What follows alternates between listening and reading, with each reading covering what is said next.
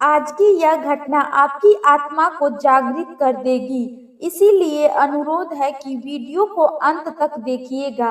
आज मैं आपको बताने जा रही हूँ कि कैसे एक बकरी ने मानव शिशु को जन्म दिया। यह घटना बेहद डरावनी है, लेकिन बकरी मानव शिशु को जन्म कैसे दे सकती है, आइए जानते हैं। यह घटना नंदीपुर गांव की है, जो शांतपूर्ण और शांत वातावरण के लिए जाना जाता था। इस पुराने गांव नंदीपुर में यह अद्भुत घटना घटी। यह गांव अपनी प्राचीन मंदिर और रहस्यमय कहानियों में प्रसिद्ध था। गांव के किनारे एक प्राचीन शिव मंदिर था, जो सैकड़ों साल पुराना था। इस मंदिर के पास एक विशाल श्मशान भूमि थी, जहां कई संतों और साधकों की समाधि थी। गांव में सुधीर पंडित नाम के एक समृद्ध पंडित थे। वे न केवल धार्मिक कार्यों में निपुण थे, बल्कि तंत्र मंत्र और वेदों के भी गहरा ज्ञान रखते थे। वे अक्सर कहते थे, अतीत को मत कुरेदो, क्योंकि कुछ रहस्य समय के साथ सुलझते हैं। गांव के एक कोने पे अजय और उसकी पत्नी राधिका रहते थे। उनका विवाह हुए 10 वर्ष हो चुके थे, लेकिन वह संतान सुख से वंचित थे। राधिका दिन भर भगवान शिव की आराधना करती और व्रत भी रखती थी, संतान प्राप्ति की कामना करती, लेकिन हर बार उसकी गोद सूनी रह जाती थी। राधिका को अक्सर अजीब सपने आते। वह देखती कि एक रहस्यमयी बालक उसके ओर बढ़ता और फिर गायब हो जाता। एक दिन उसने यह अपना सपना सुधीर पंडित को बताया। पंडित जी ने कहा, समय का खेल बहुत ही विचित्र होता है। महादेव की कृपा हर युग में अलग अलग रूप में प्रकट होती है, धैर्य रखो। इसी बीच गांव के लोग अजीब घटनाओं का सामना करने लगे।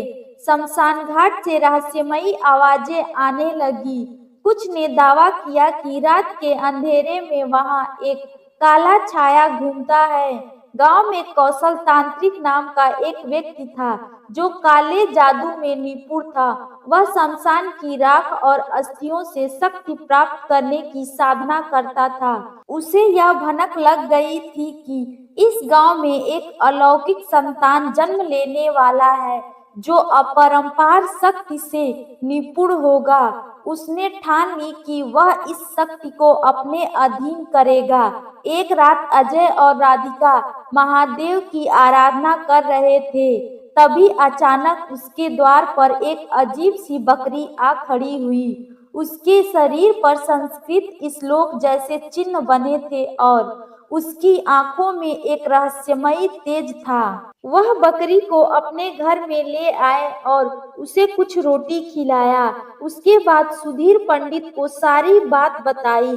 सुधीर पंडित ने इसे देखा और कहा, यह कोई साधारण बकरी नहीं है, यह महादेव की कृपा की प्रतीक हो सकती है। राधिका और अजय ने बकरी की सेवा की। कुछ दिनों बाद बकरी के पेट में अजीब हलचल शुरू हो गई। एक रात बकरी ने एक मानव शिशु को जन्म दिया। यह सुनकर पूरा गांव दंग रह गया। बच्चा मानव जैसे दिख रहा था। उसकी त्वचा से हल्की चंदन की खुशबू आ रही थी और उसकी आंखों में एक अद्भुत चमक था। बच्चे के जन्म की खबर जैसे ही कैलाश तांत्रिक तक पहुंची, वह समझ गया कि वह वही शक्ति है जिसे उसकी तलाश थी। उसने शमशान में अपनी सिद्धियां बढ़ाने की शुरुआत कर दी और बालक को पाने के लिए रक्त बलि देने का निश्चय किया।